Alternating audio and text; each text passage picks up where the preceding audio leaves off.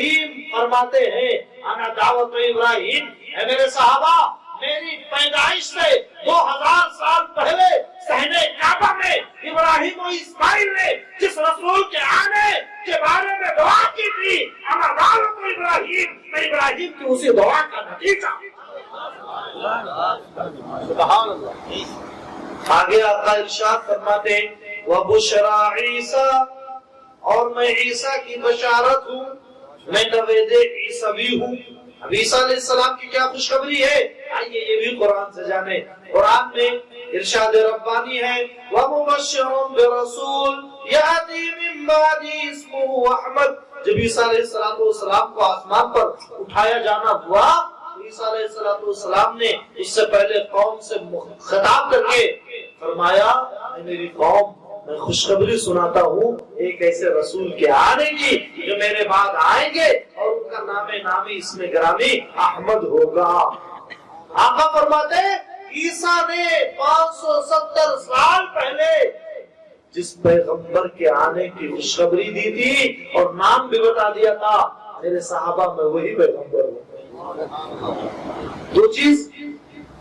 تیسری چیز اپنے میلاد کے بارے میں میرے آقا علیہ السلام ارشاد فرماتے اور میں اپنی ماں وانا رویا امی التی رعت، میں اپنی ماں کا وہ خواب ہوں جو میری ماں نے دیکھا۔ اب ماں نے کیا خواب دیکھا؟ روایتوں میں آتا ہے مواہب الدنیا میں لکھا کہ جب پیارے آقا علیہ السلام 6 ماہ کے پیٹ میں گئے تو فرشتے آئے پوچھتے ہیں اے سیدہ آمنہ کیا پتا ہے تمہیں ما فعل بھی تمہارے ساتھ کیا ہوا؟ تو کہتی ہیں کہ نہیں بتاؤ میرے ساتھ کیا ہوا۔ فرشتے خوشخبری سناتے ہیں اے بھی آمنہ سیدہ آمنہ مبارک ہو تمہارے پیٹ میں اس امت کا نبی اور نبیوں کا امام بن رہا ہے۔ فَتُمِ شَانَكِ وَسَمِّيهِ مُحَمَّدًا، تو اے آمنہ اپنا معاملہ چھپا کے رکھنا اور جب تمہارا بیٹا پیدا ہو جائے تو ان کا نامی اسم گرامی احمد محمد رکھنا۔ کیا رکھنا؟ محمد۔ پھر آقا فرماتے میں اپنی ماں کا وہی خواب ہوں جو میری ماں نے دیکھا تھا۔ اب پیارے آقا علیہ السلام اپنا میلاد 4 نمبر پر بیان فرما رہے ہیں، فرماتے ہیں کہ جب میں پیدا ہوا تو میرے جسم سے ایک ایسا نور نکلا جس کی روشنی میں میری ماں کو اضاءت لہا قصور الشام، ملک شام کے شاہی محلات دکھ گئے۔ کہاں مکہ ہے اور کہاں سیریا ہے، گوگل کیجئے کئی سو کلومیٹر کا فاصلہ ہے، مگر قربان جائیے حضور علیہ السلام کی نورانیت پہ، وہ رسول جس کے بیٹوں کی شان یہ ہو کہ بریلی کا امام کہے تیری نسل پاک میں ہے بچہ نور کا، تو ہے عین نور، تیرا سب گھرانہ نور کا۔ تو وہ نور، وہ رسول جس کے نورانیت کی گواہی قرآن نے قد جاءکم من اللہ نور و کتاب مبین، وہ کیسا نورانی ہوگا؟ تبھی تو پیدا ہوئے مکہ میں اور جگمگا اٹھا ملک شام۔ امی نے حضور کے جسم سے جو نور نکلا اس کی روشنی میں ملک شام کے شاہی محلات کو دیکھ۔ یہ تو میلاد، لوگ میلاد میں بھی پڑے ہوئے ہیں۔ آقا کریم علیہ السلام تو اپنی رضاعت بھی بیان کر رہے ہیں، فرماتے ہیں استرضعت فی بنی سعد بن بکر، ہم نے قبیلے بنی سعد بن بکر میں دودھ پیا، یعنی حلیمہ سعدیہ کا دودھ پیا۔ پھر میرے آقا علیہ السلام اپنے 3 سال کے بعد جو شق صدر کا واقعہ پیش آیا تھا،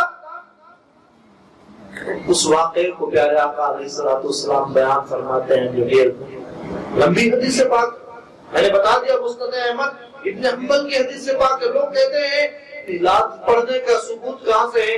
یہ حدیث دیکھو، فیصلہ آپ کی عدالت کے حوالے۔ کیا آقا علیہ السلام اپنا میلاد نہیں پڑھ رہے ہیں؟ اور کیا اصول کون لوگ رہے ہیں؟ صحابہ کرام سن رہے ہیں، وہ صحابہ جن کے بارے میں پیارے آقا علیہ السلام فرماتے اصحاب النجوم فبأيهم اقتديتم اهتديتم، میرے صحابہ آسمان کے ستاروں کی طرح۔ جو لوگ سمندری سفر کرتے تھے اس زمانے میں اتنے آلات نہیں تھے، تو ستاروں کے رخ سے اپنی منزل کی تعین کیا کرتے تھے کہ ہماری منزل کدھر ہے، تو بھٹکتے نہیں تھے۔ تو ایسے مثال دی گئی جیسے سمندری سفر کے لیے آلات اور میٹرز یہ ستارے ہوتے ہیں کہ اپنی منزل تک پہنچ جاتے ہیں. اے میری امت کے لوگوں، میرے وفاداروں، میرے صحابہ تمہارے لیے آسمان کے انہیں ستاروں کی طرح ہے. میرے جس صحابی کی بھی پیروی کرو گے تم ہدایت یاب ہو جاؤ گے. تو جو کام نبی نے کیا ہو اور جو کام صحابہ نے کیا ہو وہ سنت ہے یا بدعت ہے؟ آپ بتائیں. سنت. اور تو ایک جگہ پیارے آقا علیہ الصلوۃ والسلام ارشاد فرماتے کہ میں پاک صلبوں سے پاک رحموں میں منتقل ہوتا رہا. پاک صلبوں سے پاک رحموں میں منتقل ہوتا رہا. ہندی کی چندی ذرا کر دیں. پیارے آقا فرما رہے ہیں اس حدیث پاک میں کہ میرے جتنے آبا و اجداد تھے، جناب عبداللہ سے لے کر آدم تھے، سب کے سب مومن تھے، پاک باز تھے، پارسک.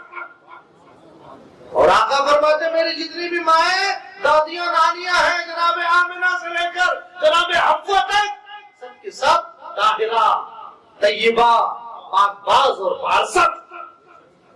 یہ بھی تو دلات بیان کرنا ہوا. پیارے آقا علیہ السلام فرماتے کہ اللہ تبارک و تعالی نے اولاد اسماعیل میں سے کنانہ کو چن لیا، کنانہ میں سے قریش کو چن لیا، قریش میں سے بنو ہاشم کو چن لیا، اور بنو ہاشم میں سے اللہ نے مجھے چن لیا. تو فرماتے ہیں حدیث پاک خلاصہ بیان کر رہا ہوں کہ جو بھی افضل شاخ رہی انسانوں کی، حضور علیہ الصلوۃ والسلام فرماتے ہیں اس افضل شاخ میں، اس خاندان میں مجھے میرے رب نے رکھا، میرے رب نے رکھا. یہ بھی تو پیارے آقا علیہ الصلوۃ والسلام نبیلات پڑھ رہے اپنے بارے میں بتا رہے ہیں. اب یہ بتاؤ، اصل میں یہ لوگ چاہتے نہیں کہ تعلیم عام ہو. سچر کمیٹی کی رپورٹ کے مطابق صرف 3.3% لوگ ہی ہیں جو اپنا دین سیکھتے ہیں مدرسوں میں باضابطہ. ہمارے بزرگوں نے کیا کیا؟ طریقہ اپنایا کہ 97% جن کے پاس باضابطہ دین نہیں پہنچا ہے، تو خوشی کی محفل ہو تو میلاد مصطفیٰ، غم کی محفل ہو تو میلاد مصطفیٰ، تاکہ 97% تک بھی اپنا اپروچ ہو جائے، ہم پہنچ سکے اور ان تک اپنا دین پہنچا دے. اگر خوشی کا موقع ہے تو رسول اللہ کی سیرت بتائیں کہ جب خوشی آئے تو اترانا چاہیے یا اپنے سر کو جھکا دینا چاہیے. خوشی میں سیرت رسول ہم سے کیا مطالبہ کرتی ہے، اور جب غم ہو، جب میت ہو، جب جنازے نکل رہے ہو، تو اس عالم میں رسول پاک صلی اللہ علیہ وآلہ وسلم کی سیرت ہم سے کیا مطالبہ کرتی ہے. حضور علیہ الصلوۃ والسلام کی پوری زندگی کو اللہ تبارک و تعالی نے ہمارے لیے رول ماڈل بنا دیا ہے. لقد کان لکم فی رسول اللہ اسوۃ حسنہ کا یہ پیغام صبح قیامت تک جگمگاتا رہے گا کہ اے لوگوں، میرے محبوب کی زندگی تمہارے لیے بہترین نمونہ عمل. اس لیے محفلیں رچائی جاتی ہے. بتاؤ اس میں کیا سام کنہیا ہے، جنم اشٹمی یا رامائن تھوڑی پڑھا جا رہا ہے. قرآن، حدیث اور نعتیں پڑھی جا رہی ہیں. زبان بدل سکتی ہے لیکن پرنسپل سب موجود ہے قرآن و حدیث میں. جب حضور علیہ الصلوۃ والسلام کو برا بھلا کہا جاتا تھا شاعری میں، آج کے زمانے میں نیوز پیپر میں کسی کے بارے میں چھپ جائے کہ چور ہے، اس عمر قید کی سزا دی گئی ہے، تو اب زندگی بھر وہ صفائی دیتا رہے، جھوٹی خبر بھی چھپ جائے، بدنام ہو جائے گا. ایسے عربوں میں دستور تھا کوئی شاعر اگر کسی کی برائی کر دیتا تو بھلے وہ اچھا ہوتا وہ برا ہی مشہور ہو جاتا. جب حضور علیہ الصلوۃ والسلام نے لات کو ٹھوکر مار دی، منات کے سامنے منتیں کرنے سے انکار کر دیا، حبل کے سامنے لا حول پڑھ دیا، عزا کی عزت کو خاک میں ملا دیا، اور لا الہ الا اللہ کعبدی اور سرمدی نغمہ گنگنا دیا، تو اب لات کے پجاری بھی دشمن ہو گئے، منات کے پجاری بھی دشمن ہو گئے، عزا کے پجاری بھی دشمن ہو گئے، حبل کے پوجنے والے بھی دشمن ہو گئے، اور ان دشمنوں میں شعراء بھی تھے، شاعر بھی تھے.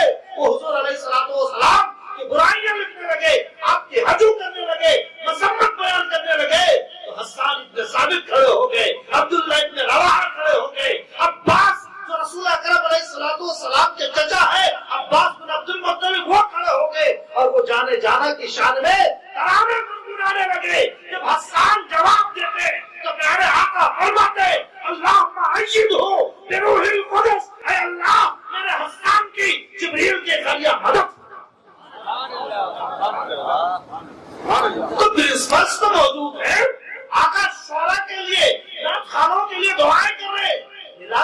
میں قرآن پڑھا جاتا تھا، اور قرآن پڑھنے کا ثواب تو آپ جانتے ہیں محتاج تعارف نہیں، اور میلاد کی محفلوں میں نعتیں پڑھی جاتی ہیں، اور نعتوں کے بارے میں تو آپ جان ہی رہے ہیں نا کہ حسان کہتے ہیں مدحت محمد بمقالتی ولکن مدحت مقالتی بمحمدی، میں نے شاعری کر کے حضور کی تعریف نہیں کی ہے بلکہ حضور سے اپنے شاعری کو زینت دی ہے، مزین کیا ہے۔ حضرت عباس کہتے ہیں یا رسول اللہ نوح کی کشتی کیسے ڈوب سکتی تھی جبکہ نوح کی پیشانی میں آپ کا نور جگمگا رہا تھا، اور یا رسول اللہ ابراہیم کو نارے نمرود کیسے جلا سکتی تھی جب ابراہیم کی پیشانی میں آپ کا نور جگمگا رہا تھا۔ تو پرنسپلز موجود ہے حدیث طیبہ میں، اور اولیاء کے بارے میں نا کیا کہنا کہ اولیاء کی غوث پاک کی مرتبت پڑھی جا رہی، اس کا ثبوت کہاں سے ہے؟ سن لو، حضرت اویس قرنی صحابی نہیں ہے، حضور کی زیارت نہیں، تابعی ہے، ولی ہے، پیارے آقا علیہ الصلوۃ والسلام اپنا خرقہ دیتے، اپنا جبہ شریف دیتے ہیں حضرت عمر اور حضرت علی لے کر حضرت اویس قرنی کے پاس جاتے ہیں۔ حضور نے فرمایا تھا اس بندے مومن بندے خدا کے پاس جا کر کے کہہ دینا کہ میری امت جو گناہگار ہے، میری گناہگار امت کے لیے وہ دعائیں مغفرت کرتے ہیں۔ کون ہے؟ ولی ہے، اور ولیوں کی شان کیا ہے؟ سبحان اللہ۔ ایک صحابی ہے حضرت ابو موسیٰ اشعری، یہ بصرہ کے گورنر ہے، اور ان کے زمانے میں بصرہ کے ایک محلے میں آگ لگتی ہے، سارا محلہ صاف ہو گیا مگر ایک کٹیا ہے سبحان اللہ جو اس چراغ کے مانند ہے، جو ہوا کے زد میں بھی روشن ہے، جس کا ایک تنکا بھی نہیں جلا ہے، جنگل کی آگ کی طرح یہ بات اڑتی ہوئی جب ابو موسیٰ اشعری کے پاس پہنچی، ارے پوری بستی جل کر کے راکھ ہو گئی مگر ایک کٹیا ہے جس کا ایک تنکا نہیں جلا ہے، اور اس کا وہ چھپر ہے۔ ابو موسیٰ اشعری فوراً آتے ہیں، گھر کو دستک دیتے ہیں، اور دستک دینے کے بعد ایک بوڑھا غریب شخص دیکھتے ہوئے آسا باہر نکلتا۔ ابو موسیٰ اشعری سلام کے بعد پوچھتے ہیں اے شخص پوری بستی تو ویران ہو گئی مگر تیری کٹیا سلامت ہے، اس کی حکمت کیا ہے، اس کا راز کیا ہے؟ تو بہت پیار سے جواب دیتے میں نے قسم دے دی تھی کہ اللہ میرا ایک دن کا بھی نہیں جلنا چاہیے۔ جب اس نے یہ کہا تو ابو موسیٰ اشعری پکار اٹھے، ارے انہیں لوگوں کے بارے میں میرے آقا و مولا نے فرما دیا تھا رب عساسا، کچھ لوگ ایسے ہوں گے جن کے بال بکھرے ہوئے ہوں گے، چہرے پر گرد و غبار کے آثار ہوں گے، مدفوعین بالاغوام، اگر تمہاری چوکھٹ میں چلے جائے تو دھکے مار کر کے باہر کر دو، مگر اللہ کی بارگاہ میں ان کا مقام و مرتبہ یہ ہوتا ہے لو اقسم باللہ لابرہ، کسی چیز پر اگر اللہ کی قسم کھا لے تو اللہ وہ کام کر دے گا۔